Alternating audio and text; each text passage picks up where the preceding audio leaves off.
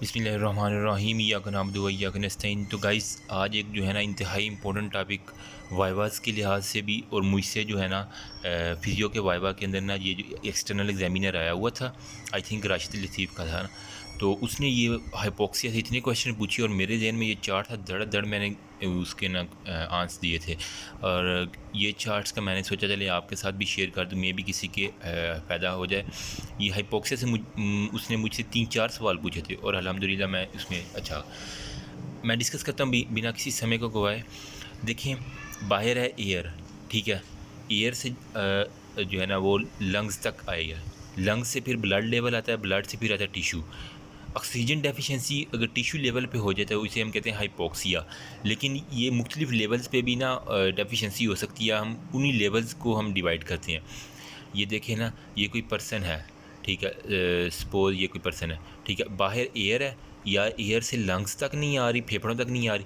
अगर फेफड़ों तक पहुंच गए, फेफड़ों से फिर क्या हो रहा है, ब्लड तक, यानी जो नीचे जो कैपिलरीज हैं, ब्लड एयर बैरियर होता है, वहाँ पे कोई मसला है। या फिर अगर वो भी ठीक है तो फिर ब्लड और फिर आगे जो टिशू, टारगेट टिशू है ना, वहाँ पे मसला है। ये मसले जो है ना आपने जहन में एक इमेज बना लेनी है, उसके लिहाज से करेंगे। एयर से जो है ना लंग एयर बाहर वाली जो है ना एक्सटर्नल एयर से लंग्स तक जो है ना वो होती है वेंटिलेशन, ऑक्सीजन की। यानी ये बाहर से जो ये एयर ये लंग्स तक आ रही है, इसे हम कहेंगे वेंटिलेशन का नाम देंगे, ठीक है।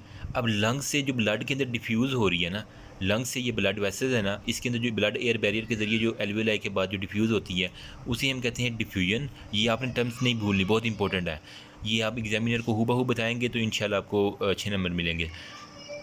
अच्छा, डिफ्यूजन के बाद जो है ना वो ब्लड के अंदर आ गई, ब्लड के अंदर आरबीसीज़ ने फिर कैरी करना है, ठीक है, आरबीसीज़ ने टारगेट टिश्यू तक ले जाना है। तो एक किस्म का आरबीसीज़ क्या है, ट्रांसपोर्ट के तौर पर एक्ट कर रहे हैं कि एक किस्म की गाड़ी है जिसके ऊपर बैठ के ऑक्सीजन जा रही है ना, तो एक किस्म का वो ट्रांसपोर्ट होता है, ब्लड से टिश्यू तक ट्रांसपोर्ट, लंग्स से ब्लड तक डिफ्यूजन, और लंग्स एयर और लंग्स बाहर और अंदर जो है ना वो वेंटिलेशन हो रही है, ठीक है, कोई एक्सचेंज नहीं हो रहा। अब मैंने जो है ना आसान निमोनिक कुछ उर्दू में लिखे हुए हैं, प्लीज़ आपने हंसना नहीं है, लेकिन ये आपके हेल्पफुल होंगे, ठीक है। हाइपोक्सिया कब होता है, जब बाहर से एयर जो है ना वो लंग्स तक नहीं आ रही होती, जो oxygen proper partial pressure of oxygen जो है ना वो लो होता है, यानी एक्सटर्नल एयर से वो सांस ले रहा है और लंग्स के अंदर आ रही है, लेकिन वो अच्छी तरह वेंटिलेशन नहीं हो रही उसकी ऑक्सीजन की। अब ये मोस्टली कहाँ पे होता है, जब हम हाई एल्टीट्यूड पे जाते हैं, पहाड़ी इलाके में जाते हैं, तो उस वक्त जो ऑक्सीजन की कमी होती है ना, हम उसे कहते हैं हाइपोक्सिया।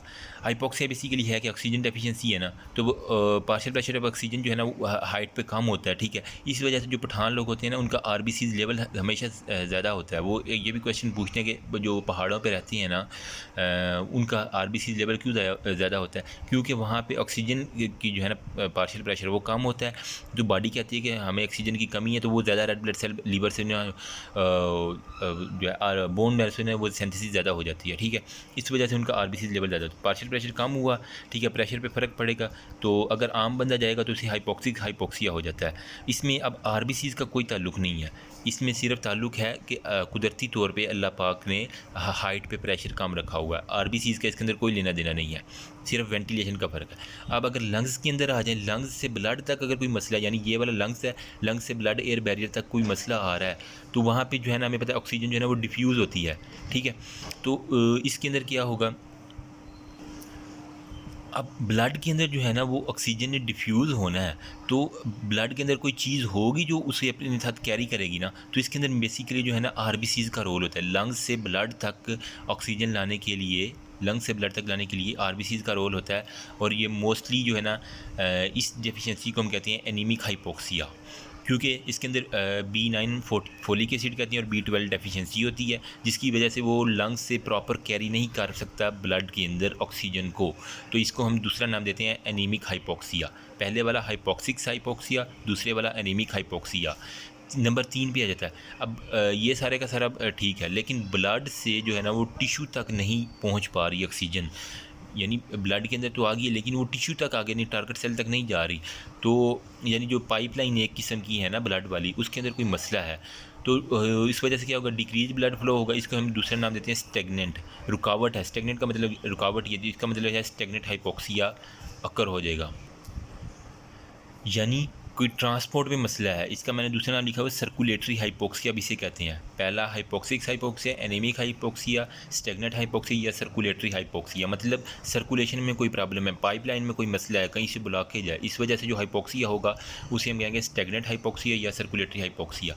अब पाइपलाइन भी ठीक है, डिफ्यूजन भी ठीक है, वेंटिलेशन भी ठीक है, लेकिन जब वो टारगेट टिश्यू पे पहुंच रहा है ना, वहाँ पे वो टिश्यू कैरी नहीं कर रहा उस ऑक्सीजन को, तो उस वजह से हाइपोक्सिया होगा। उसे हम कहते हैं हाइपोक्सिया टिश्यू लेवल हिस्टोटॉक्सिक हाइपोक्सिया। मतलब कोई टॉक्सिसिटी हो चुकी है टिश्यू के लेवल पे, यानी बाहर से एयर आई लंग्स के अंदर, लंग्स से ब्लड के अंदर आई, ठीक है, ब्लड से फिर वो गई टिश्यू तक, ये सपोज टिश्यू है, ठीक है, यहाँ तक तो ऑक्सीजन ठीक आ गई, सारी ऑक्सीजन मुकम्मल पड़ी हुई है, आरबीसीज भी ठीक हैं, लेकिन यार एक मिनट, लेकिन जो है ना टिश्यू के लेवल पे जो है ना वो कुछ मसला आ रहा है। टिश्यू जो है ना वो कड़वा हो चुका है। क्यों कड़वा हो चुका है? इसकी बहुत सी रीज़न है। या तो वो ना उसने कड़वे बादाम खा लिए, ये अच्छा होता है कि उसने आलमंड जो है ना वो बिटर आलमंड खा लिए हैं, तो उसको ना वो हाइपोक्सिया हो गई, यानी उसका सांस फूलना शुरू हो गया, उसे सांस नहीं आ रहा। ये एक क्लिनिकल कंडीशन है, ये भी पूछते होते हैं वाइवा में। तो उस हाइपोक्सिया को हम कहते हैं हिस्टोटॉक्सिक हाइपोक्सिया, क्योंकि कड़वे बादाम जो होते हैं ना उसके अंदर होता है साइनाइड। साइनाइड क्या करता है, वो टिश्यू की टॉक्सिसिटी करवा देता है, जिसकी वजह से वो ऑक्सीजन तो बॉडी के अंदर प्रॉपर होती है, लेकिन वो टिश्यू कैरी नहीं कर पाता। तो इस वजह से टिश्यू के ऊपर जो है ना वो हाइपोक्सिया जो होगा वो उसे हम कहेंगे हिस्टोटॉक्सिक हाइपोक्सिया। टॉक्सिक कंडीशन की वजह से O2 को जो है ना वो यूटिलाइजिंग कैपेसिटी जो है ना वो ख़राब हो जाती है, यानी वो ऑक्सीजन जो है यूटिलाइज़ नहीं कर पा रहा वो टिश्यू ना ऑक्सीजन को। इस वजह से जो होगा हाइपोक्सिया वो होगा हिस्टोटॉक्सिक हाइपोक्सिया। अब जो मैंने एक छोटा सा फ्लो चार्ट बनाया ना, ये भी अक्सर जो है ना वो पूछ लेते हैं।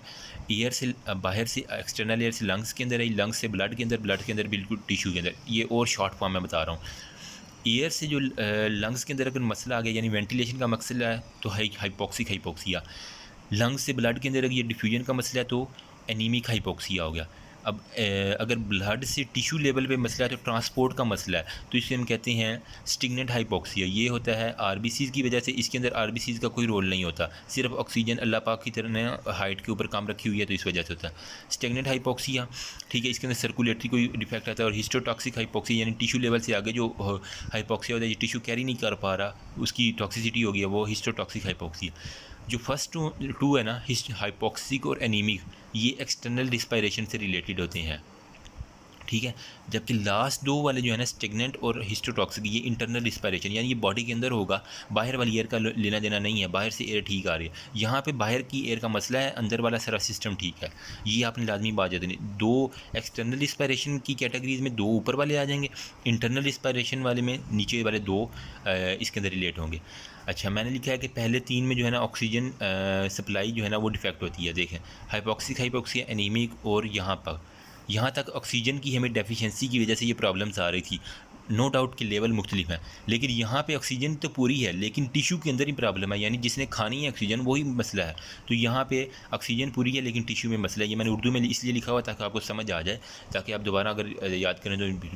अच्छा, अब इनके कुछ ना कभी कभार कुछ एग्जामिनर को ना बड़ा शौक होता है डुप्लीकेट नेम पूछने का। वो क्या करते हैं, हाइपोक्सिक हाइपोक्सिया का डुप्लीकेट नेम क्या है, हाइपोटोनिक हाइपोक्सिया। ये अच्छा MCQs में लगते हैं, ये MCQs इस तरह घूम फिर के आते हैं। मुझे भी काफ़ी ना इसके अंदर कन्फ्यूजन हो जाती थी, जब वो हाइपोटोनिक का लफ्ज़ करता था मैं कंफ्यूज हो जाता। जब भी हाइपोटोनिक का लफ्ज़ आए, आपने फर्स्ट वाले पे आ जाना है।